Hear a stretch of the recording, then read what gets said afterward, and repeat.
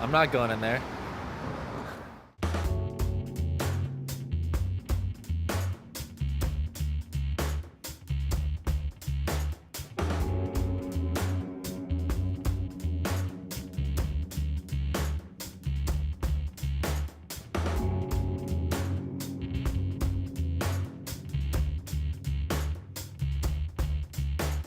What's up guys, Mr. SLIN here with a bit of a technical discussion today. Today we're talking about team formations for competitive play. So to illustrate this for you guys, I'm going to go to one of my famous handy dandy MS Paint drawings. Ta-da. When it comes to team formations, there is nothing stronger in the game than 6 players that are grouped together. Let me show you an example. So right here you might ask yourself, which team is in the better position? And on the most basic level of Team Fortress, this position for the blue team is stronger than the position for the red team because 6 players can beat 4 players and 6 players can beat 2 players.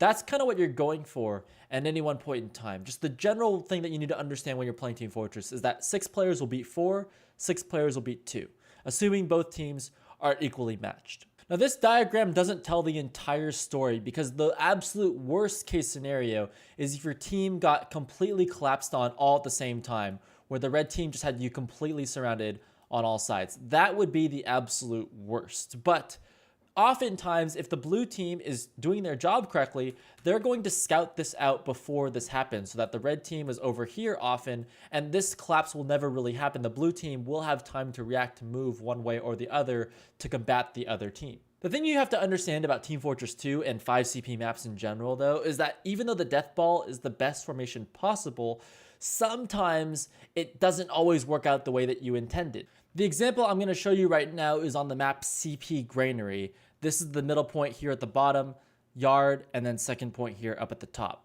If the blue team here, which is the team holding middle, decided they all wanted to group up as a 6, group up as a death ball, and all push through the garage, that actually wouldn't work out that well for them here because the red team would send a couple members through this choke to back cap and play this objective, and the other 4 members of the red team would pull back and stall and defend second point as long as they could using Uber and a couple other players to just sort of stall that out. That back cap would go down for the red team and the blue team would lose. So the blue team's gonna have to be a little bit smarter than that when they do their next push. You need to divide your team up into 2 different groups in order to cover both the main choke point and the flank. This guarantees that the opponent is not going to be able to flank behind you and backcap your team. So what's the best way to split up your team to guarantee that you're not going to get absolutely destroyed? Well, let's look at each of the classes and briefly talk about what each of them excel at. So the Scout, for example, is the best class at open range combat. The Soldier is the best class at close range combat. The Demoman, the best class at long range combat. And lastly, the Medic has no combat capabilities whatsoever. Knowing this, you have to realize that the Demoman and the Medic are the 2 classes that you need to absolutely protect at all times. These are the most vulnerable classes on your team. For the Scout and the Soldier, you have 2 of each of those. So if you want to go for a balanced setup, you could, for example, go for 3 and 3. The problem with 3 and 3 is that you leave one side starved for heals, and there's not going to be enough health packs on the other side of the map to help your team out. So what you need to do instead is something that I call the 4-2 split. I don't know what anyone else calls it. I call it a 4-2 split. But you basically stick one of each class on one side of the map, and then your other Scout Soldier on the flank side of the map. When you're doing it correctly, it should look something like this. You've got 4 players on one side, 2 players on the other side. The enemy team in this diagram is playing the death ball formation. And so what you could do to counteract that pressure of 6 players being all grouped together is utilize their flank. Notice how in this diagram, the red team has their flank completely open. So what you want your team to do is take the left yard and put pressure on the second point. You have to know that the 4th point captures faster than the middle point on this map, and as long as these 2 players on your flank right over here can hold their own, you guys will actually be able to put pressure on here, force the red team back to their second point, and now you have a situation, as I diagrammed before, where you're completely surrounding their team. So you're going to be the X's and they're going to be the O's. In this diagram here, you'll notice that you'll have control of one side of the map and the other side. So you have this pincer action. The red team will get surrounded on multiple sides. That's what you're going for. So if the red team is playing their game properly, they're going to do something very similar to you. They're going to put 4 players on one side and then 2 players on the flank side of the map. This guarantees that they cover both sides properly. Now on a map like Grainery, actually, you'll understand that on this side of the map, this left side of the map, there are no health packs for the flank to go back to. So the red team, even if they hold up very close like this, they're actually very vulnerable because your team is going to have a medic in your group and their team is going to have no heals and no health pack to fall back to. So oftentimes what you'll see instead is the roaming soldier playing back here and the other scout playing here. This is what I call a 5-1 split. 5 of their team grouped up on one side and the only one player is watching this left side. The nice part about this 5-1 split for the red team is that they can have one player effectively covering this entire yard, or at least getting line of sight of it. He can always retreat back to the health pack that's located up in the upper stairway, and this scout over here can help watch this side while the 4 players watch this side. So you're going to have a 1 versus 2 over here and a 4 versus 1 over here, but this soldier can always jump back in and help out to make that a 5 versus 4 over here. So I realize that my diagram is getting very confusing now, and it's very difficult to tell which team is winning and which team is actually in the lead there. So how do you know in any given situation where you're supposed to be? Let's go back to our original diagram. Notice here that you have all of the information possible. You know that your team is grouped up as 6. You know their team is 4 over here and 2 over here.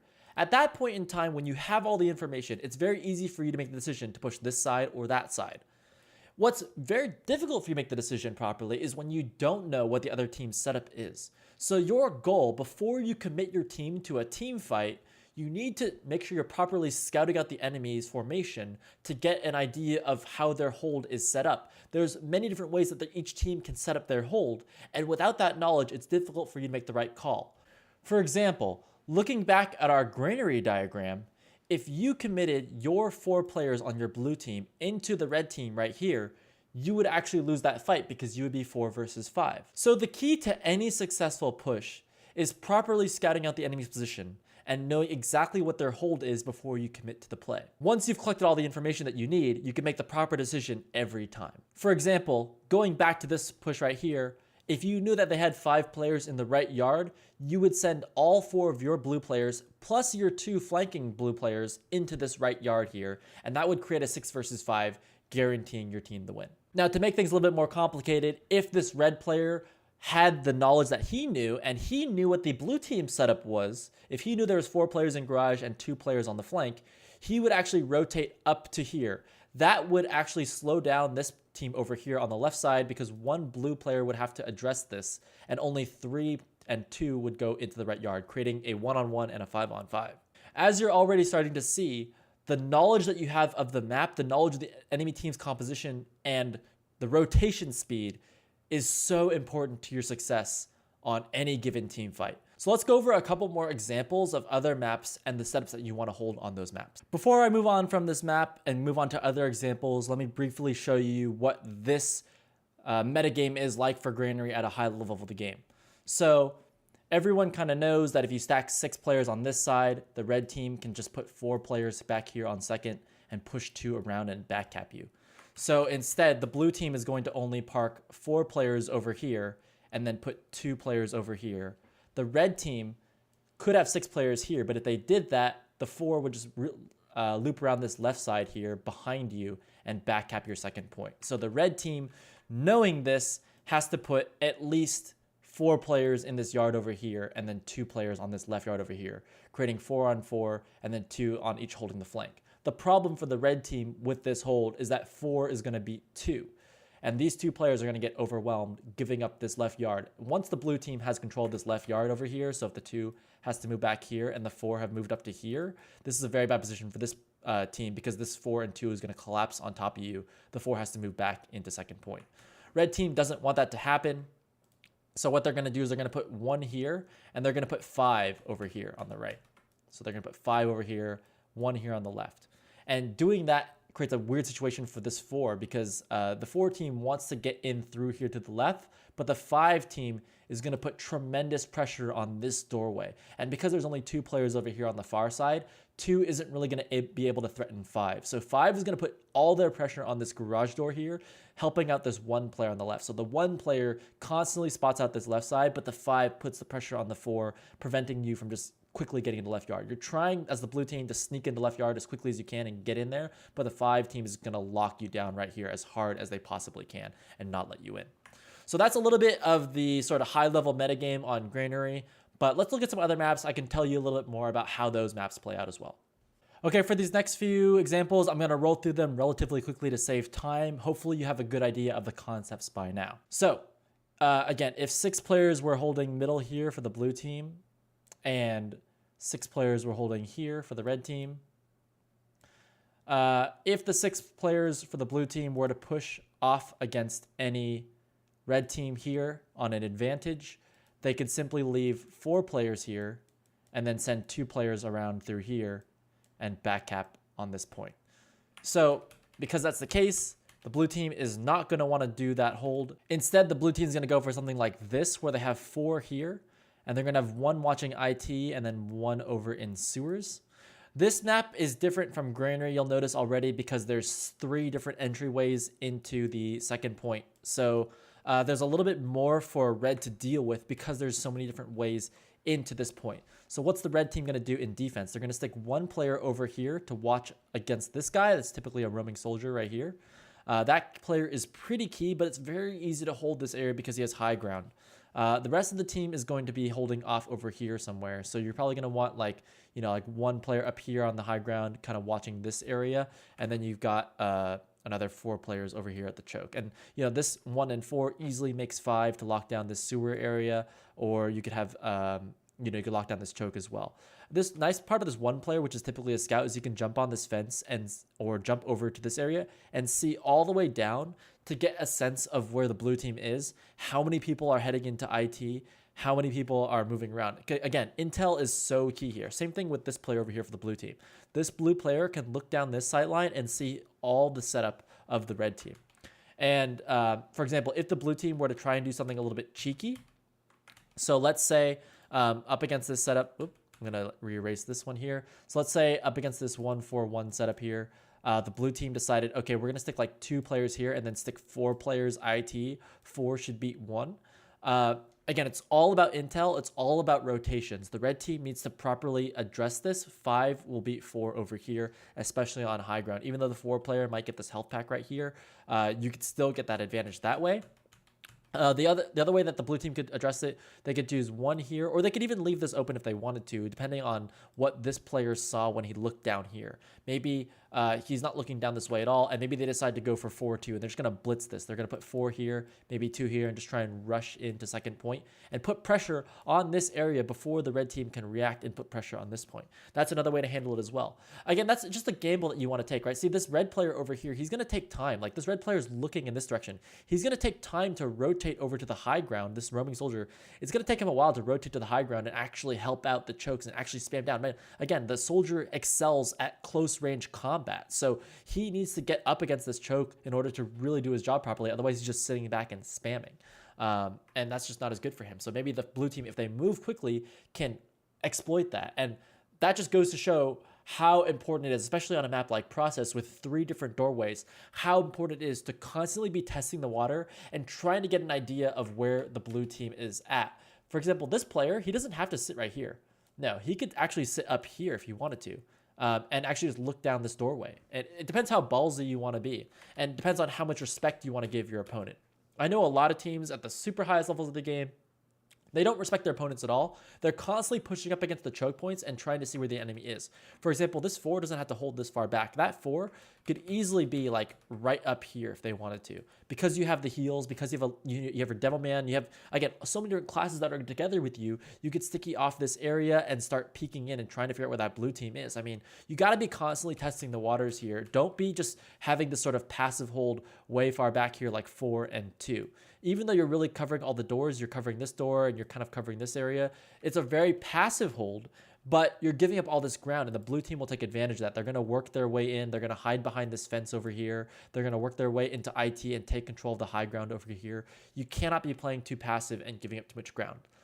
Let's look at the other maps. Okay, Snakewater is a map that's a little bit of a hybrid between Grainery and Process, because it kind of reminds me, like the window that you have right here reminds me of the little door on the garage push on Grainery.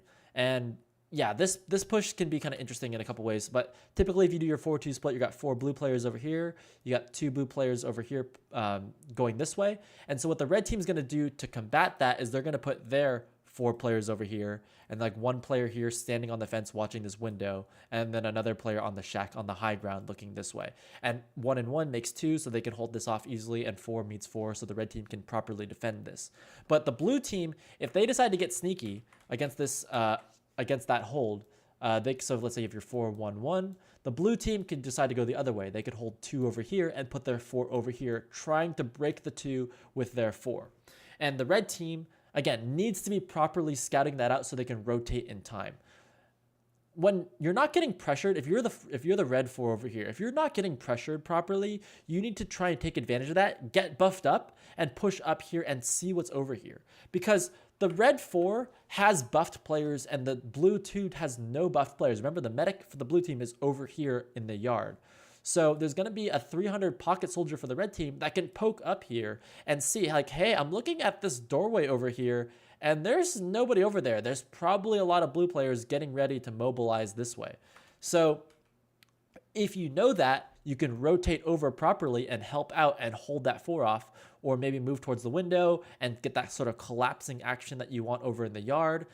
It's all about how you zone out the other players, how you pressure that. Again, you don't want to be committing to any sort of push where you don't know where the enemy is. But if the blue 4 knows that there's only 2 players over here, they can start working their way into yard. And the worst thing that could happen to you as a red team is allowing the blue team to Uber like here. You really need the blue team to Uber like in this area if possible, and you need to put pressure on these doorways to make that happen.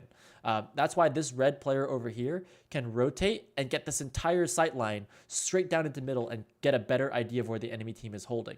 This player right here can sometimes jump into the window to see how many players are in saw, or the red team, like I mentioned, you should be able to push up and try and get a sense of how many players are in the saw. You want to keep the opposing team honest. The red team's job here is to properly scout out where that attack is coming from the blue team. If they're not equipped for it, they're going to get punished for it. And then the red team should also be looking for opportunities to back cap or try cheeky plays. So let's say the blue team tries to cheat and they don't want to hold their flank. They're going to stick 6 players over here. The red team, if they're fully aware of this and they're doing this properly, can send these 2 players into middle and start back capping and pulling those 6 players back, and even get a collapse. Like if you can wrap around this properly, you can collapse on this saw, really put the hurt on the blue team if you're doing your job properly and you're really fast on those rotations. Okay, the last map and the most interesting one in my opinion is Badlands. And the reason why it's so interesting is because the map is sort of split in 2 down this middle line. And so a lot of times teams are holding this choke over here, but you got to remember that the flank actually goes all the way back here and has a really quick path to getting to Spire if they're doing their job properly. So as the red team, you really need to watch out for that flank push that comes in. The one thing that's really nice about the way that Badlands is designed for the defensive team is that this respawn right here allows you to just sit in there invulnerable constantly.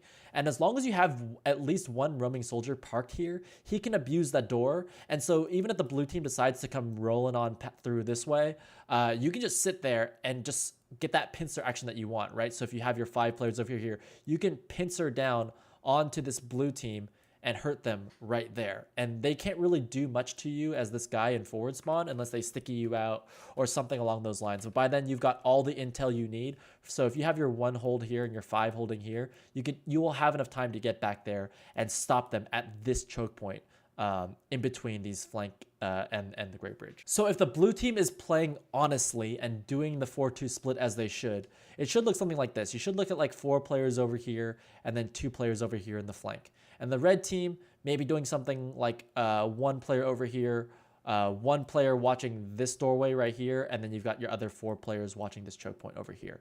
So that way, even if these two players decide to get cheeky in house, you can collapse in 1 + 1 = 2 to hold that off in the house. If you're the red team here and you're looking out for something cheeky from the blue team, something that the blue team can do that's really cheeky is putting 2 players here and then 4 players going around this way. And they kind of come around like this through the valley.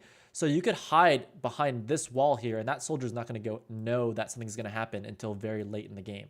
So you got like 4 players here, and that could be like 2 in the house and 2 in the valley, but you basically just explode onto this flank and then very quickly try and put pressure on the spire. Because these 5 players might be slow in the rotation, you could potentially get 2, maybe 3 players up onto spire before the red team has anything to do about it. So the red team has to be very quick about that knowledge, and maybe this red player here needs to be looking into house to see like how many players from the blue team are moving that flank. But if the red team is doing their job properly, they can rotate over their combo through Pride Rock and then block Spire with their own Uber. So what you could do as the red team to combat this, and this is something that Classic Mix-Up used to do back in the day, was that when the blue team came through this flank like this, they would send their combo to block this Spire, and then they would send the remaining players to beat this 2 right here. So it would actually go in the reverse order, sorry. These 5 players would beat these 2 players over here, and then they would block Spire with Uber. It's a very fast rotation. You got to be like in there, put time on mid, and then immediately get back there to block Spire with the Uber. And a soldier can just quickly jump over there. You flash him up, and you can block that out. And this mid actually caps surprisingly quickly if you have enough players stacked on top of it. All right. So I knew this was going to be kind of a technical discussion today, but the general basics of it, you want to put your team in a 4-2 split, maybe a 5-1 split if you're on defense, and then sort of move from there. I know some teams in Invite are actually using a 5-1 split more often than the 4-2 split these days, but the 4-2 is like the most honest way to play TF2, the most conventional way to play TF2. And then anything outside of that, like a 6-0 or a 5-1, is starting to sort of cut corners and try and overwhelm a specific side of the map. Hopefully you guys got the gist of that through my paint drawings. But let me know what you guys think in the comments. I'd love to make more of these kinds of videos for you guys. Hopefully it's not too advanced for a lot of the guys who watch my videos, but we'll talk about it more in the comments. Look forward to seeing you guys on the next video.